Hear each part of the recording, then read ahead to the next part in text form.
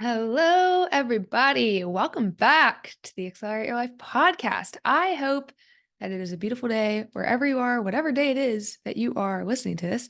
It is a Wednesday when I'm recording this. This is releasing tomorrow, which is Thursday. But, how podcasts work. This could be the archives for you. It could be a year later. Who knows? I just hope it is a beautiful day. The sun is shining. If you're watching this on YouTube, you can probably see. Well, actually, I think the sun just went behind a cloud because it got a little bit darker, but my windows are right in front of me. So like on sunny days, I love it because it's like bright and happy, but also like my eyes need help because sometimes it's way too bright. But I don't want to close my shades because I like the sunshine. The never ending dilemma. But anyway, guys, super excited for this episode. I mean, I always say that. I'm excited for every episode because it's obviously always something that I want to talk about that I think you guys want to hear. But today's edition is a fast fit facts. I made up this type of episode and I can never freaking remember what the FFF stands for. Fast fit facts. I'm pretty positive that's what it is. But this is a fast fit facts episode. So we're going to be breaking down a quick topic here. I'm going to give you the science, the evidence, the truth, and all of it with no bullshit as quick as I can. That's not always, the last part's not always my strong suit because I'll talk a lot, but really that's the point of these FFF episodes, triple F, is I want you to get the facts when it comes to health and fitness. There's so much bullshit out there. There's so many things that are confusing. I want this to be your one-stop shop for what do I need to know? How do I make it digestible and easy to understand? And how do I listen to it and understand it quickly? Okay. Because it doesn't need to be complicated. So today's topic is how getting toned works. And I had to do an episode on this one because you guys know, I mean, I am a health and fitness coach. I own Accelerate Athletics, the health and fitness coaching company, and I'm on consult calls all day, every day with potential clients talking about their challenges, what they're, trying to achieve, why they're struggling. And one of the most consistent things that I run into is I think that a lot of women have a misconception of the body aesthetic that they're trying to reach and what it actually takes to get there. Or like just there's a mismatch in the knowledge there. There's a gap of understanding that. And what I mean by that is a lot of women imagine this toned physique, right? Everybody wants to be leaned and toned and look athletic and have a little bit of muscle definition. And one of the biggest reasons that they're struggling is because they think what they need to do to get to that aesthetic is to just lose weight and see the scale number go down, right? Because I think growing up as a female, we are really, really prone to this diet culture, interface all the time, which is really focused on weight loss, eating less, etc. But the problem is that like eating just low calorie and doing a bunch of cardio and just focusing on seeing the scale number go down is not actually parallel to a toned physique. It's maybe parallel to just a smaller overall version of yourself. But what being toned actually means is having lean muscle and then just being lean enough to see that tone, see that definition in tone, right? See that muscle. And muscle has weight, and you have to go through periods of time where you eat enough calories to build that muscle. And again, that having that muscle is going to see this, make the scale. Sorry, guys, I know my notification just went off. I'm turning that off. Here, I told you get the raw version, no edited. But yeah, you might have to spend time seeing the scale stay the same or not go down. And now the problem is that we are like chasing a goal, but going for another goal, if that makes sense. Like you're doing all the things that promote weight loss and seeing the scale go down, but that doesn't necessarily make a toned physique. That just makes you a smaller version of what you already are.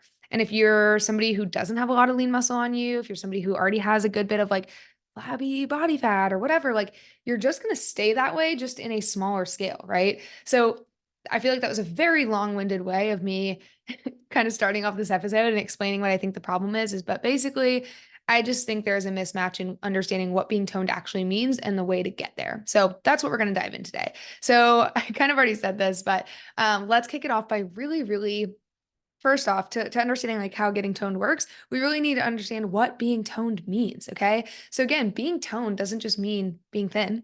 It means building lean muscle and then losing enough body fat in order to see that muscle. And let's get a couple of things clear. Okay. You don't tone your muscles. Like there's no such thing as I want to tone my muscle. Or yeah, I'm trying to tone this or tone that, tone my legs, you can't tone a muscle. Two things can happen with muscle. You can either build it or you can lose it. And that is it. And tone is honestly a bullshit word. Okay, let me just put that out there. It's not a real thing. I'm gonna keep saying it because you know what I mean, because everybody calls it that. So I'm just gonna use the lingo that's already out there in society, in the industry, right? Because like everybody knows what somebody means when they say they want to be toned, right? But again, you can't actually tone something. You build it or you lose it, and then again, you just are lean enough or not lean enough to like see that muscle. Okay, so if we're trying to get toned, we have to build it. You can't actually tone the muscle. We're just trying to build it and then lose body fat. Okay. Another thing is, just want to get it straight, is you can't turn fat into muscle either. They're two completely different tissues. One does not transfer to the other. Again, you can build muscle and then you can lose body fat, but they are two separate things. So if somebody says like, I want to turn this into that, like, again, it's not like magically switching. It's just that you happen to build one and lose the other. Okay. So anyway, to recap that little section, being toned means building lean muscle, losing enough body fat to see it. I'm just going to apologize because I feel like worked at a coffee shop this morning and I think the caffeine is still kicking me, right? Because I feel like I'm ADHD brain right now.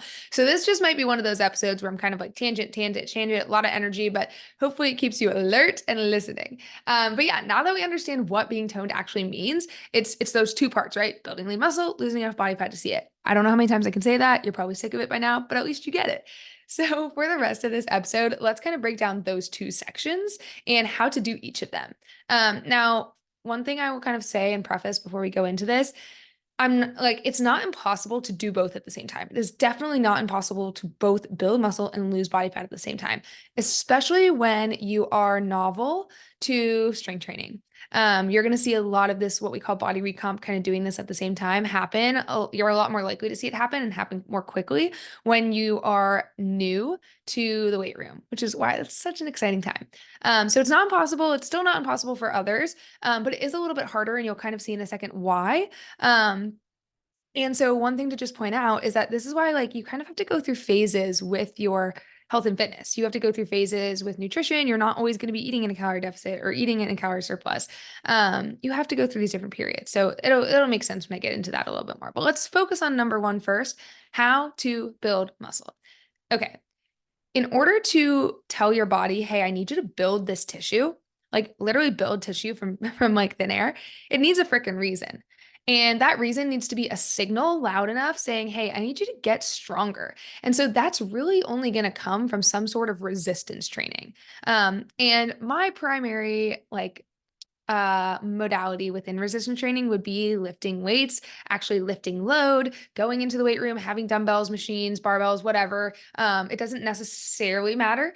You do need to be able to, over time, progressively overload, which means being able to add more and more weight or intensity, which some of the easiest way to add intensity is through weight. So having, extra dumbbells and machines and things that can continue to go up in weight is definitely a benefit.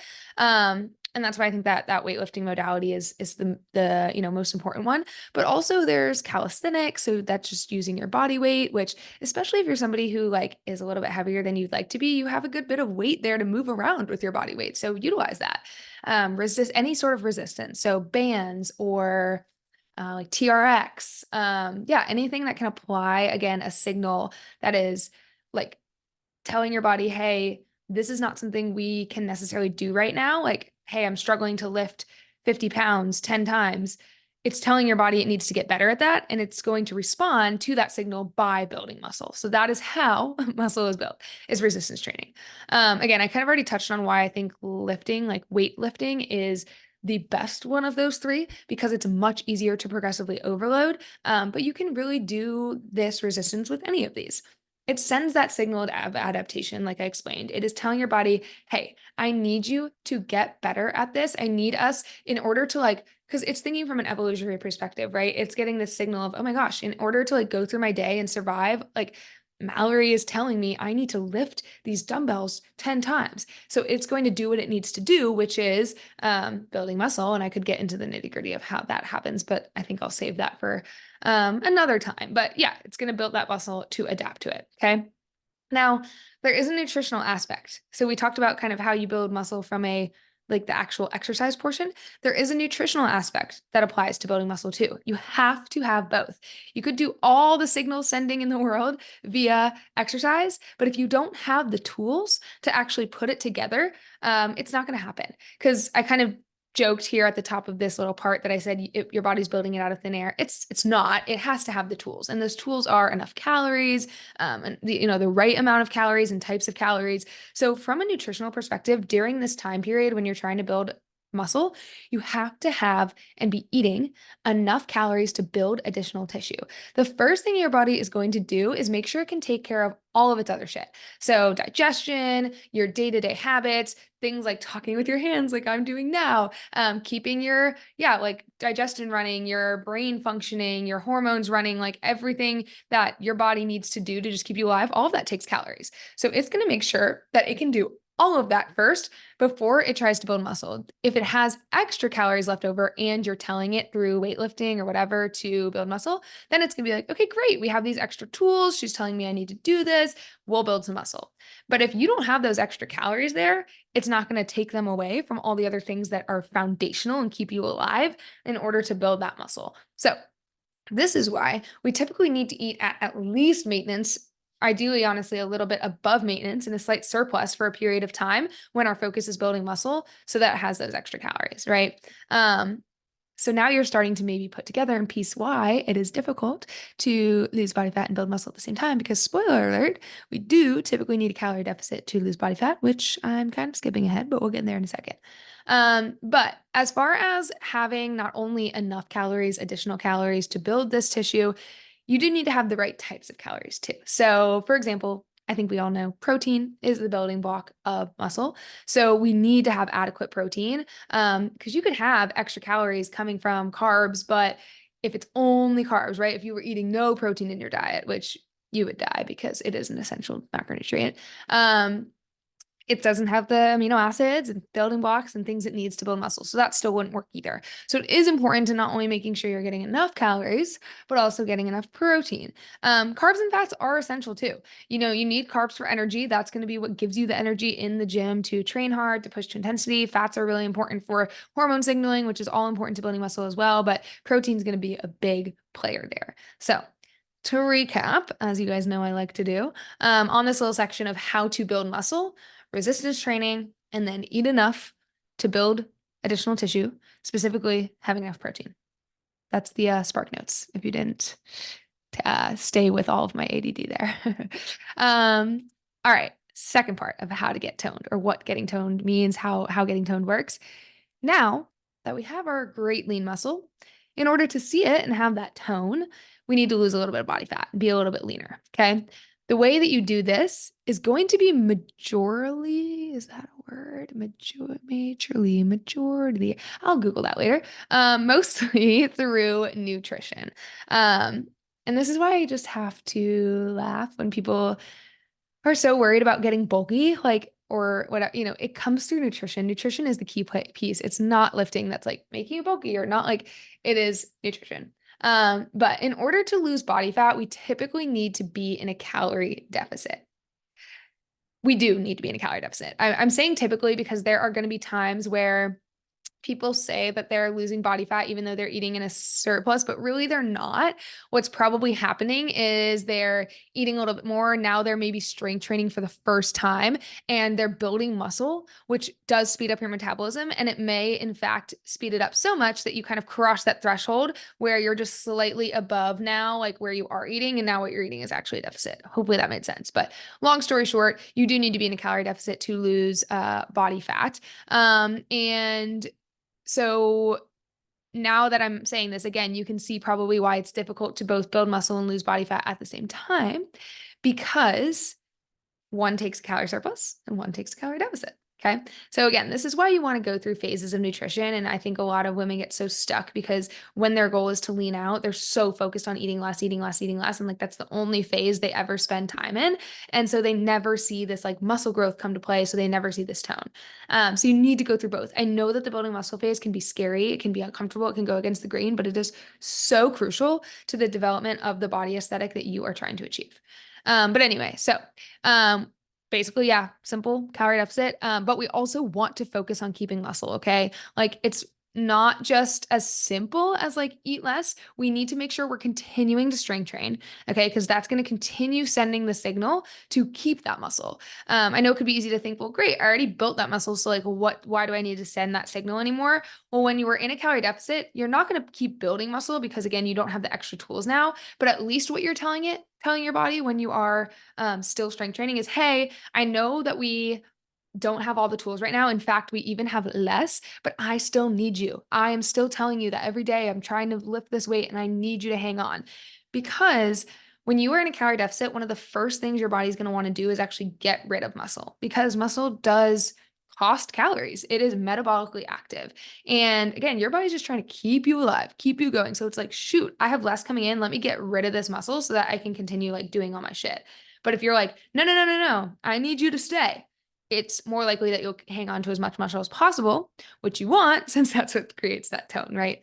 Another thing too is just keeping your protein high, even in your calorie deficit. I would not change your protein because protein does have a signal, even though it's a nutrient, it sends another signal of like muscle sparing to your body as well.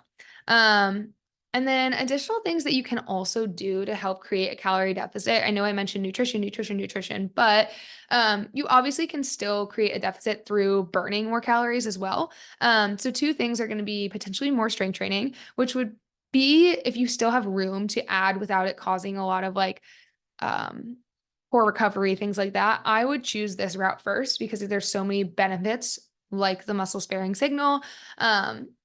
I would add like more volume, another training day if you can, something like that. Because again, you're exercising, so you're expending more calories. So that might help create a deficit. Another option is going to be cardio.